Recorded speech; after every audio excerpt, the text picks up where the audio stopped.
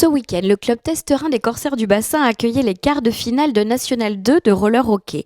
Les matchs se sont enchaînés samedi et dimanche entre les équipes de Bourges, Pont-de-Metz, Aubagne et La Teste. Après avoir remporté 2 victoires, les locaux sont tombés sur plus fort qu'eux face à Aubagne, qui termine première de ses playoffs. Mais les testerins raflent la seconde place de ces quarts de finale et se qualifient de fait pour les demi qui auront lieu dans 15 jours. Nos Corsaires n'ont jamais été aussi motivés pour accéder aux finales de N2 qui auront lieu quoi qu'il arrive le 1er juin, salle Pierre de Coubertin. Débrief du week-end, du coup les quarts de finale qui sont plutôt bien passés pour nous. On arrive à bien entamer ça samedi soir en gagnant 10-1 contre Bourges. On fait un gros match complet en jouant vraiment solide derrière, en se mettant bien en place devant, en faisant bien circuler le palais. On fait vraiment un vrai gros match complet, donc c'était une belle partie de la part de toute l'équipe. Donc on entame très bien nos quarts. Ensuite ce matin là, à 9h du matin du coup, contre Pont-de-Metz, on arrive à aller chercher une victoire 4-1. C'était beaucoup plus compliqué dans le sens, déjà jouer un match à 9h c'est jamais évident pour tout le monde. Une première mi-temps qui le temps de nous mettre aussi en jambes, on revient à la mi-temps à 1 partout.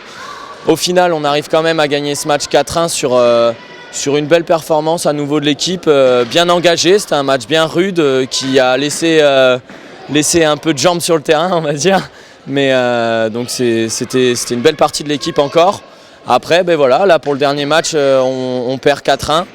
On perd 4-1 contre Aubagne.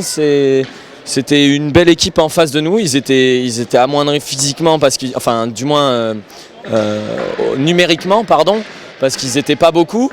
Nous au contraire on avait un banc garni, mais malheureusement ça n'a pas suffi. Ils étaient au-dessus de nous, clairement, il faut le reconnaître, ils étaient au-dessus de nous, ils ont bien joué leur match, ils ont bien joué leur match dans tous les domaines. Nous on n'a pas réussi à renverser la tendance, on a été mené tout le match, du coup voilà, ça a été compliqué. Ensuite on fait des prisons parce qu'on veut mettre de l'engagement pour essayer de récupérer plus vite les palets, pour aller vite se projeter vers l'avant pour revenir dans le match. Du coup, on subit des pénalités qui forcément après pour aller courir après un score c'est compliqué.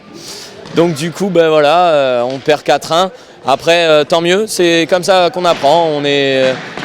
Au contraire, on a 15 jours pour préparer les demi-finales du coup. Le lieu, je pourrais pas vous le dire maintenant.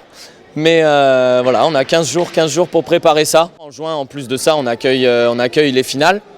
Ça serait, je pense, oui, un rêve, on peut le dire, pour toute l'équipe, de pouvoir disputer les finales à domicile. Déjà, disputer des finales, je pense, c'est le rêve de tout joueur, même si c'est en N2, c'est les rêves de tout le monde, de pouvoir jouer une finale, la jouer à domicile, devant son public, ça l'est encore plus.